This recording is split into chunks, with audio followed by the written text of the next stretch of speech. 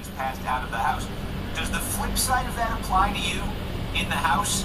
Is a red flag law a no-go unless the Senate does something on background checks? I think the red flag law could be a component of a package of bills, but I think that an essential component would have to be these universal background checks.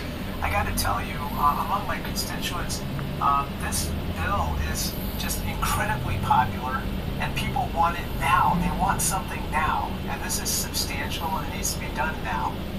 I guess we mentioned 2013 when background checks got a vote there in the Senate, didn't get through. I remember covering that at the time. The polls looked the same, about 90% support among all Americans. I mentioned it was just in the wake of that terrible Sandy Hook massacre, and there were all sorts of predictions that anybody who had blocked background checks back then, in defiance of 90% of the country, would pay a price in 2014. In 2014, in the midterm elections that year, Republicans made major gains, and the folks who voted to stop background checks did not get voted out of office.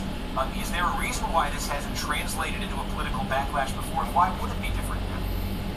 Well, unfortunately, the reality is that there's just been a lot more mass shootings since then.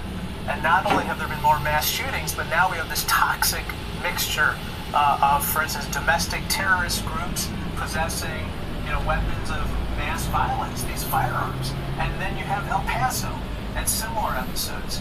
And so I do think that perhaps, more people are reconsidering this issue than even before. And,